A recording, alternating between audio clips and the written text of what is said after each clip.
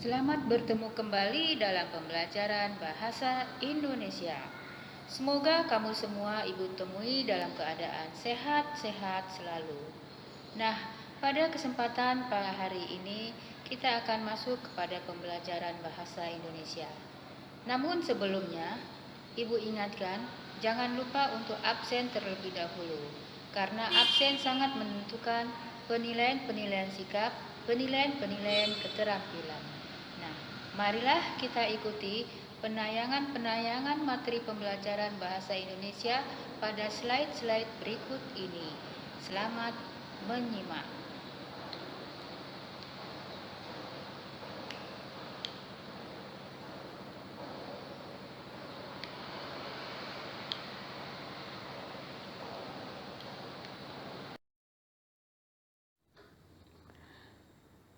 Kompetensi dasar 3.20 menganalisis struktur dan kebahasaan teks prosedur.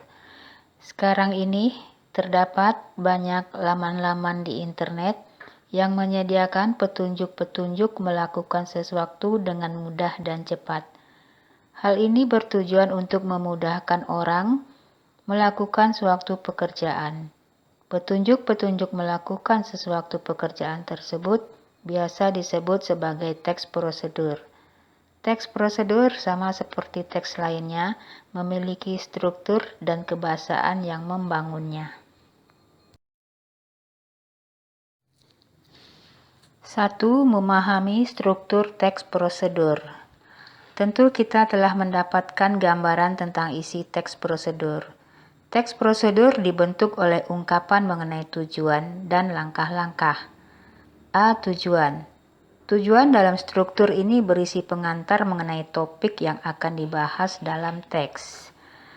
Sedangkan langkah-langkah berisi petunjuk yang akan dilakukan oleh pembaca terkait dengan topik yang telah ditentukan.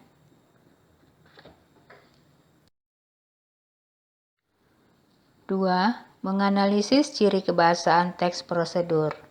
Pada umumnya, teks prosedur memiliki ciri-ciri kebahasaan sebagai berikut. A. Penggunaan kalimat imperatif.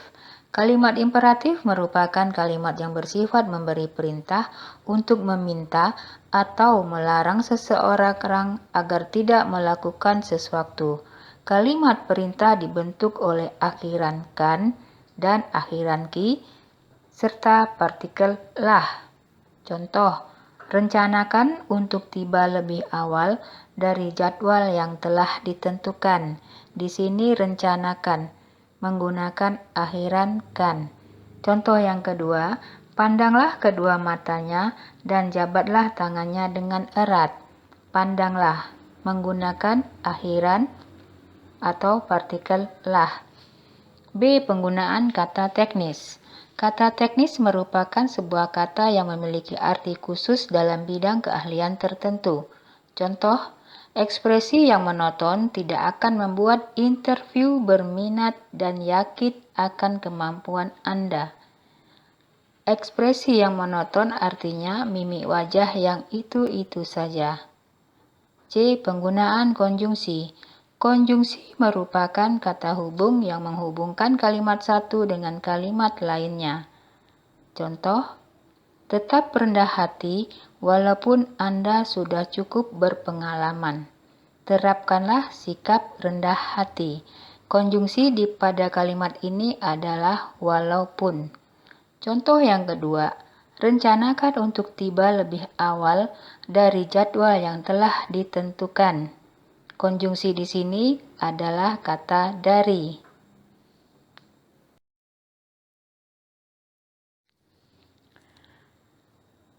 Kompetensi dasar 4.20 mengembangkan teks prosedur.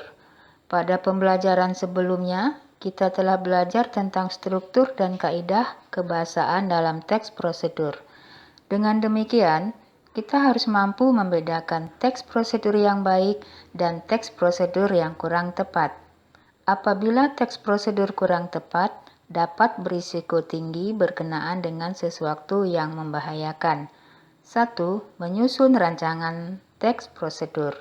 Dengan mempelajari struktur dan kaidah kebahasaan teks prosedur pada pembelajaran sebelumnya, mudah bagi kita untuk memahami dan merancang teks prosedur secara terperinci. Hal itu karena teks prosedur harus jelas, tepat, dan akurat. Dalam menyusun rancangan teks prosedur, kita harus mengetahui hal-hal yang perlu diperhatikan dalam membuat teks prosedur.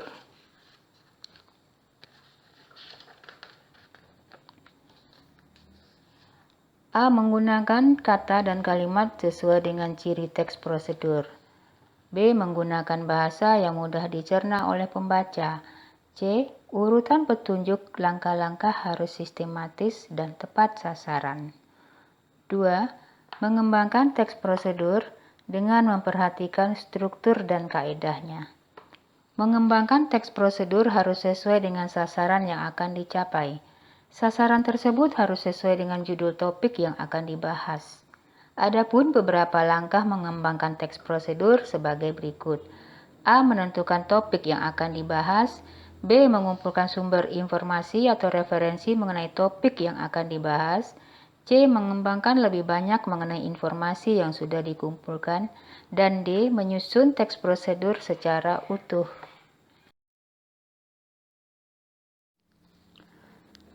Berikut ini rangkuman dari bab 1. Teks prosedur merupakan teks yang berisi tahapan-tahapan yang harus dilakukan untuk mencapai tujuan. Ciri-ciri dari teks prosedur adalah A. Menggunakan kalimat imperatif. B. Berisi tahapan-tahapan prosedur.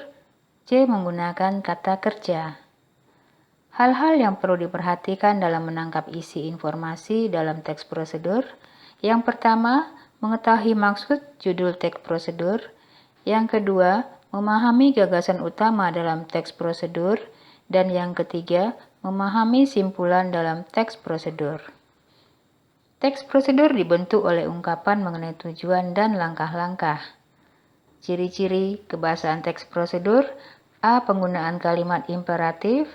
B. Penggunaan kata teknis. C. Penggunaan konjungsi. Kemudian, hal-hal yang perlu diperhatikan dalam membuat teks prosedur.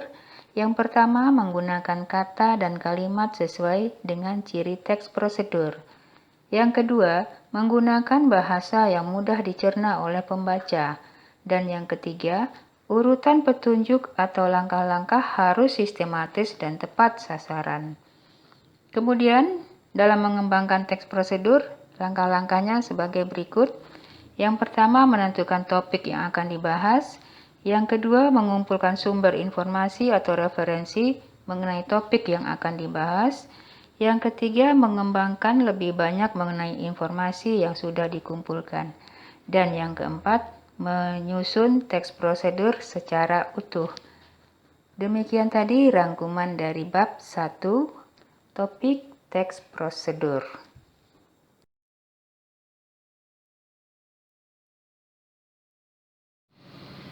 Nah, demikian tadi penayangan slide-slide materi bahasa Indonesia.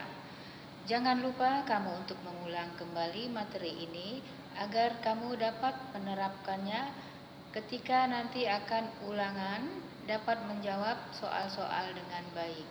Nah, sebelum kita tutup pembelajaran kali ini, Ibu ingatkan kembali untuk tetap dan selalu menjaga kesehatan. Jangan lupa menggunakan masker dimanapun kamu berada. Terima kasih.